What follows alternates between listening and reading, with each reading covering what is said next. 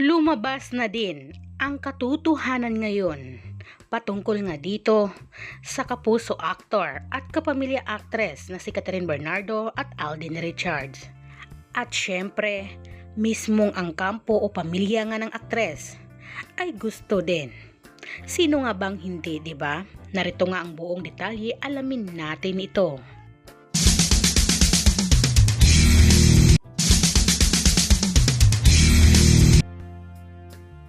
Hanggang ngayon ay usap-usapan o trending na trending pa rin sa iba't ibang social media platforms ang Katden or silang dalawa nga ni Catherine Bernardo at Alden Richards.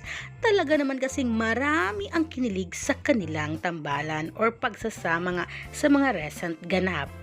At syempre, ibinunyag naman ngayon sa video or sa isang YouTube nga channel ni Ogie Diaz na sinabi niya na may gusto or nanliligaw nga ngayon pala ang kapuso actor na si Alden Richards kay Catherine Bernardo. Kaya tamang-tama talaga ang mga hula ng mga netizens na nanliligaw si Alden kay Catherine. At sabi nga ni Ogie Diaz sa kanyang channel sa YT na gustong-gusto rin or butong-buto nga din ang pamilya ng aktres na maka-partner or maging jowa nga din si Alden Richards. Kasi sino nga ba ang nag-iisang Alden? Syempre, isang successful at financial stable naman guys.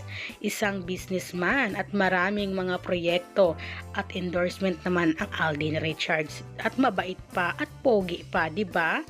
Kaya naman, sabi nga ni Ogie Diaz, nagaling na to sa source niya na gusto at butong-buto nga ang pamilya dito ng aktres na si Catherine Bernardo para kay Alden Richards. Kaya tamang-tama talaga ang mga naging sagot recently sa isang interview ni Alden. Sabi nga kasi ni Alden sa isang interview sa 24 oras noon, sabi niya, "What you see is what you get." Ito na nga ba ang totoo guys? Nanliligaw na talaga si Alden. Pero guys, take note si Ogie Diaz po itong nagsabi nito. Alam naman natin, pag si Ogie Diaz talaga ang magsalita, ay 99% yan. Kagaya na lang sa mga recent na binalita niya ay totoo. Kaya alam natin na maraming source ang isang Ogie Diaz sa loob ng industriya ng showbiz.